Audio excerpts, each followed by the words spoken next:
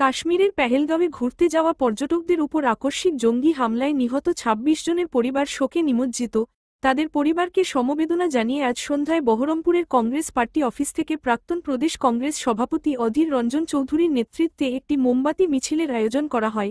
এই মোমবাতি মিছিলে বহু কংগ্রেস কর্মী সমর্থক সহ অধীর চৌধুরী নিজেও মোমবাতি হাতে নিয়ে হাঁটলেন। তিনি জানালেন, এই দুর্দিনে পরিবারের পাশে শুধু দাঁড়ানোই নয়, এই ঘটনার প্রতিশোধ নেওয়ার কথা জানালেন।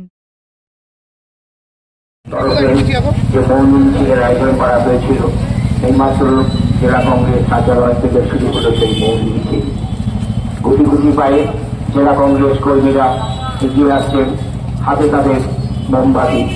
এই মৌন মিছিলে সুশৃঙ্খলভাবে গুটি গুটি পায়ে বহরমপুরের রাজপথ ধরে এগিয়ে চলেছে জেলা কংগ্রেসের তরফে মৌন সৃষ্টি করুন না কেন।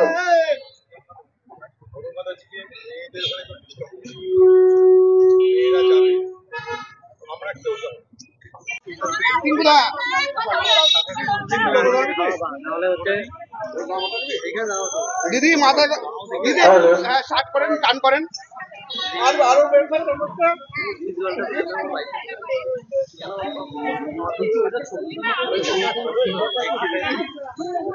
ভিজুয়াল করলাম।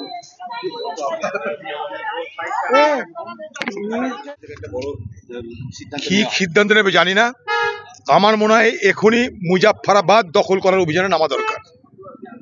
পিওকে, পাক অকুপাইড কাশ্মীরের মুজাফফরাবাদ এখনই কবজা করা, দখল করা দরকার। কারণ ভারতবর্ষের পার্লামেন্টে পর্যন্ত আমরা সর্বসম্মতি আমাদের প্রস্তাব গ্রহণ করা হয়েছিল যে ভারতবর্ষের পক্ষ থেকে পাক অকুপাইড কাশ্মীর অর্থাৎ পাকিস্তান যে কাশ্মীর অংশটা দখল করে রেখেছে সেটাকে আগামী দিনে দখল করতে হবে, কবজা থেকে, পাকিস্তানের কবজা থেকে বার করতে হবে। মুজাফফরাবাদ চলো, এই আওয়াজ উঠিয়ে ভারতের এখনই আক্রমণ করা উচিত পাকিস্তানকে। যদি হিম্মত থাকে সেটা করতে হবে।